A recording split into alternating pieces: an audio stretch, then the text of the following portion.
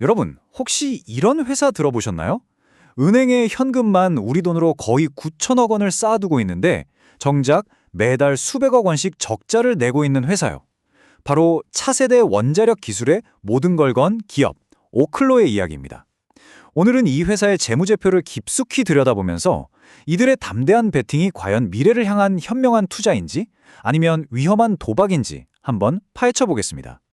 이 모든 이야기의 배경에는 바로 AI가 있습니다. 인공지능 그리고 데이터 센터의 성장은 그야말로 어마어마한 양의 전기를 집어삼키는 전력 괴물을 만들어냈어요. 이제 기존의 에너지원만으로는 이 엄청난 수요를 따라가기가 점점 버거워지고 있죠. 숫자를 보면 이게 얼마나 심각한지 감이 오실 겁니다.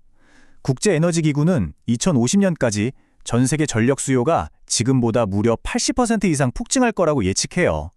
이건 단순히 좀 더 노력해야 한다는 수준이 아니라 어쩌면 AI 시대의 발목을 잡을 수도 있는 거대한 장벽이 눈앞에 나타났다는 뜻입니다. 자, 바로 이 거대한 문제에 대한 해답으로 차세대 원자력이라는 카드를 꺼내든 회사가 바로 오클로입니다. 그래서 오늘 저희가 살펴볼 내용은요. 먼저 AI 시대의 에너지 수요를 시작으로 오클로가 제시하는 해결책은 뭔지, 또 막대한 현금과 동시에 적자를 기록 중인 재무 상태는 어떤지, 그리고 이들이 마주한 기회와 위험 요인까지 차근차근 짚어보겠습니다. 바로 시작하죠. 그러면 오클로가 제안하는 게 대체 뭘까요? 그냥 평범한 원자력 회사가 아닙니다. 접근 방식이 완전히 달라요. 오클로의 핵심 제품은 바로 오로라 발전소라고 불리는 소형 모듈 원자로 SMR입니다. 우리가 알던 거대한 원자력 발전소랑은 개념이 좀 다릅니다. 훨씬 작고 안전성을 극대화해서 도심이나 데이터 센터 바로 옆에 지을 수도 있고요. 심지어 사용 후 해결료를 다시 에너지원으로 쓸 수 있게 설계됐다는 점, 이게 바로 핵심적인 차별점이죠. 비즈니스 모델도 정말 독특합니다. 이 표를 한번 보세요. 기존 회사들이 원자료 설계도만 파는 방식이었다면 오클로는 아예 자기들이 직접 발전소를 짓고 소유하고 운영까지 합니다. 그리고 고객에게 전기를 직접 팔아요. 뭐랄까 마치 원자력 구독 서비스 같은 거죠. 일회성 매출이 아니라 장기적이고 꾸준한 수익을 만들어내겠다는 겁니다.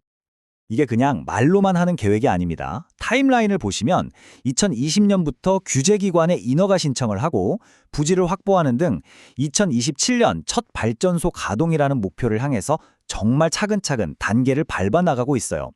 자, 계획은 그럴듯해 보이는데 과연 이 모든 걸 뒷받침할 돈의 흐름, 즉 재무 상태는 어떨까요? 한번 들여다보겠습니다. 자, 지금부터 2025년 2분기 보고서를 통해 오클로의 진짜 현실을 살펴보겠습니다. 여기서 보여드릴 딱 두 개의 숫자가 이 회사의 현재 상황을 아주 극명하게 보여주거든요.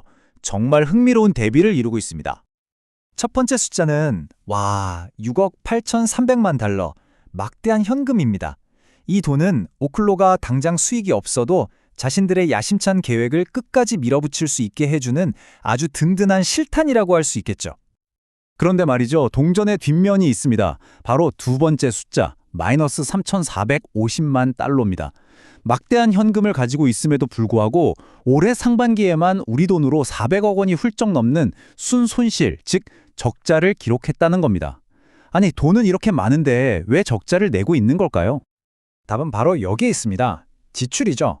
이 표를 한번 보세요. 총 운영 비용이 작년 상반기에는 2,500만 달러 수준이었는데 올해는 무려 4,600만 달러 가까이, 거의 2배로 뛰었습니다. 돈을 엄청나게 쓰고 있다는 건데 대체 어디에 쓰고 있는 걸까요? 하지만 이 지출을 보고 이 회사 돈을 그냥 까먹고 있네 라고 생각하시면 안 됩니다. 오클로의 이 막대한 지출은 재정 문제가 아니라 미래의 더 큰 수익을 위한 아주 치밀한 전략적 투자에 가깝습니다.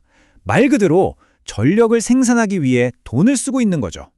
지출 내역을 뜯어보면 그 의도가 더 명확해집니다. 연구개발비도 물론 34%나 늘었지만 진짜 눈에 띄는 건 바로 일반 관리비입니다. 증가율이 무려 147%예요. 이건 회사의 덩치를 키우기 위해 사람을 더 뽑고 복잡한 인허가 절차를 위해 법률 자문을 받고 또 상장회사로서 여러 비용이 크게 늘었다는 걸 의미합니다. 그리고 돈을 쓰는 방식도 아주 영리합니다. 그냥 덩치만 키우는 게 아니라 M&A라는 전략적인 카드도 꺼내 들었거든요. 아토믹 알케미라는 회사를 인수해서 반도체나 의료 같은 첨단 산업의 필수 소재인 방사정 동위원소 시장에 새롭게 뛰어든 겁니다. 이 움직임이 정말 중요합니다.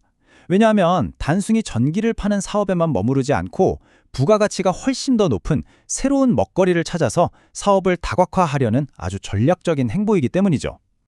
물론 이렇게 대규모 투자를 하려면 돈이 더 필요하겠죠? 그래서 오클로는 주식 공모를 통해 약 4억 4천만 달러, 우리 돈으로 6천억 원에 가까운 자금을 추가로 확보했습니다. 미래를 위한 투자 실탄을 훨씬 더 든든하게 채워놓은 셈입니다. 자, 지금까지 보면 자금도 빵빵하고 투자도 아주 공격적으로 하고 있어요. 근데 과연 장밋빛 미래만 펼쳐져 있을까요? 당연히 아니겠죠. 앞으로 오클로 앞에 놓인 과제는 아주 명확합니다. 그게 4단계로 볼 수 있는데요. 첫째, 세상에서 가장 까다롭다는 원자력 규제위원회의 승인을 받아내야 하고요. 둘째, 안정적으로 연료와 부품을 공급받을 수 있는 파트너들을 확보해야 합니다. 그리고 셋째, 실제 건설에 들어가고 마지막으로 고객들과 최종 계약을 맺어야 하죠. 하지만 이 단계 하나하나가 사실은 거대한 산입니다. 언제 끝날지 모르는 규제 심사, 특수한 핵연료를 구하는 문제, 또 다른 경쟁사들과의 치열한 경쟁까지 이 험난한 길 위에서 성공은 결코 보장되어 있지 않습니다. 그럼에도 불구하고 오클로가 이 어려운 길을 가는 이유, 바로 위험 너머에 있는 어마어마한 보상 때문입니다. 이 인용문을 보세요. 데이터 센터 고객들로부터 이미 확보한 잠재적인 주문량만 해도 14만 1000메가와트에 달한다고 합니다. 만약 이 계획을 실현하기만 한다면 그야말로 엄청난 시장이 열리는 거죠. 결국 이 모든 이야기는 하나의 궁극적인 질문으로 이어집니다. 수천억 원의 현금을 쌓아두고도 계속해서 적자를 내고 있는 회사, 오클러. 이들의 거대한 베팅은 과연 에너지의 미래가 될까요? 아니면 그저 실현 불가능한 핵분열의 환상으로 끝나게 될까요? 오늘 우리가 확인한 것은 명확합니다. 오클로는 충분한 자본과 혁신적인 비전을 가졌지만 성공하기까지 수많은 규제와 기술의 산을 넘어야 하는 전형적인 고위험 고수익의 길 위에 서 있다는 사실입니다. 오늘 분석이 흥미로우셨다면 좋아요와 구독, 알림 설정 꼭 부탁드립니다. 다음 영상에서 더 흥미로운 주제로 다시 찾아뵙겠습니다.